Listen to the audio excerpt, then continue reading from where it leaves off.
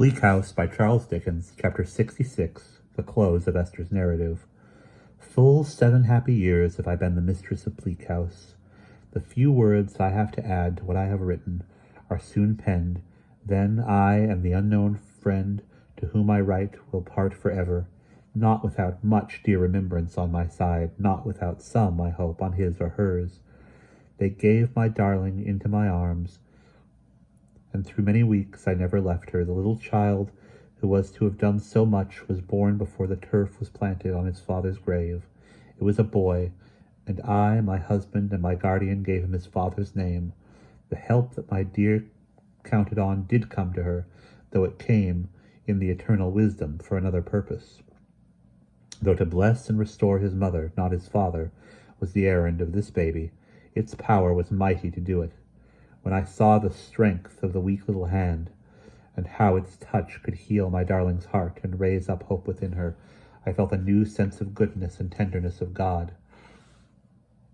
They throve, and by degrees I saw my dear girl pass into my country garden and walk there with her infant in her arms. I was married then. I was the happiest of the happy.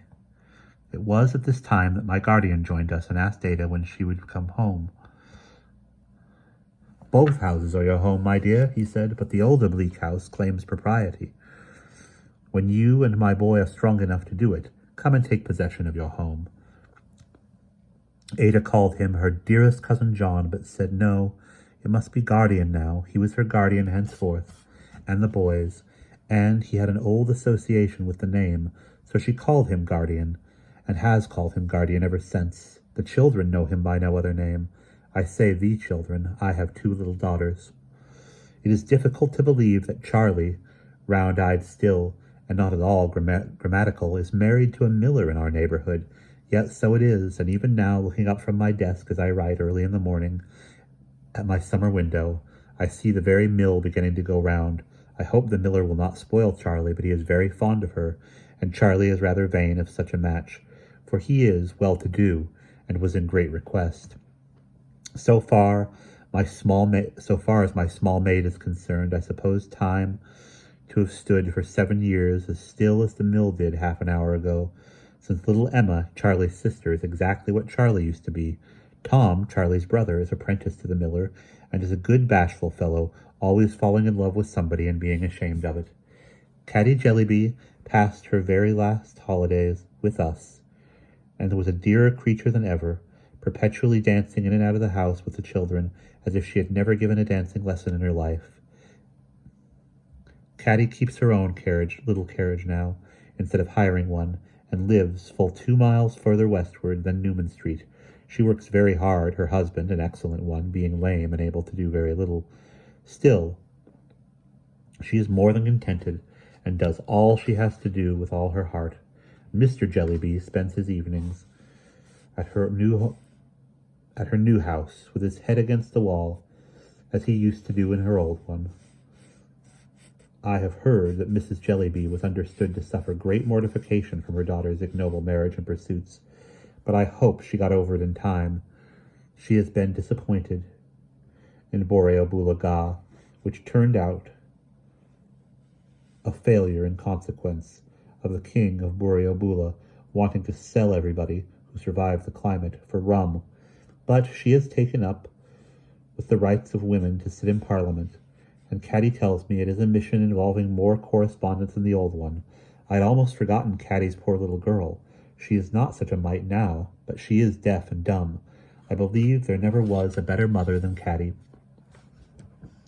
who learns, in her scanty intervals of leisure, innumerable deaf and dumb arts to soften the affliction of her child. As if I were never to have done with Caddy, I am remembered here of Peepy and old Mr. Turveydrop. Peepy is in the custom house and doing extremely well. Old Mr. Turveydrop, very apoplectic, still exhibits his deportment about town, still enjoys himself in the old manner, is still believed in the old way. He is constant in his patronage of Peepy, and is understood to have bequeathed him a favorite French clock in his dressing room, which is not his property. With the first money we saved at home, We added to our pretty house by throwing out a little growlery expressly for my guardian, which he inaugurated with great splendor the next time he came down to see us. I try to write all this lightly, because my heart is full and drawing to an end. But when I write of him, my tears will have their way. I never look at him, but I hear our poor dear Richard calling him a good man to Ada and her pretty boy. He is the fondest father to me. He is what he has ever been. And what name can I give to that? He is my husband's best and dearest friend. He is our children's darling. He is the object of our deepest love and veneration. Yet will I feel toward him as if he were a superior being. I am familiar with him, and so easy with him that I almost wonder at myself. I have never lost my old name, nor has he lost his, nor do I ever, when he is with us, sit in any other place than in my old chair at his side, Dame Trot, Dame Durden, little woman, all just the same as ever, and I answer, yes, dear guardian, just the same. I have never known the wind to be in the east for a single moment since the day when he took me to the porch to read the name. I remarked to him once that the wind seemed never in the east now, and he said, no, truly it has finally departed from that quarter on that very day. It had finally departed from that quarter on that very day. I think my darling girl is more beautiful than ever. The sorrow that has been in her face, for it is not there now, seems to have purified even its innocent expression, and to have given it a diviner quality. Sometimes, when I raise my eyes and see her in the black dress that she still wears, teaching my Richard, I feel it is difficult to express, as if it were so good to know that she remembers her dear Esther in her prayers.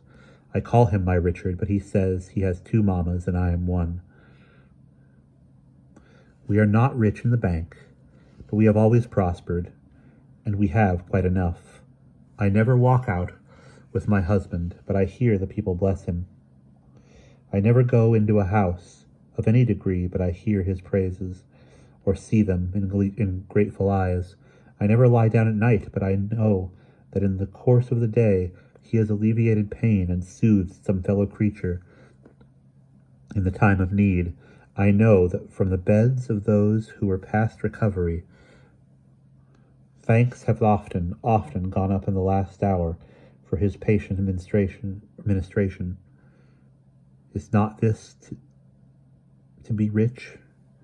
The people even praise me as the doctor's wife. The people even like me as I go about, and make so much of me that I am quite abashed. I owe it all to him, my love, my pride. They like me for his sake, as I do everything I do for his sake. A night or two ago, after bustling about preparing for my darling and my guardian and little Richard, who are coming tomorrow, I was sitting out in the porch of all places, that dearly memorable porch, when Alan came home, and he said, "My precious little woman, what are you doing here?" And I said, "The moon is shining brightly, Alan, and the night is so delicious that I have been sitting here thinking." "What have you been thinking about, my dear?" said Alan then.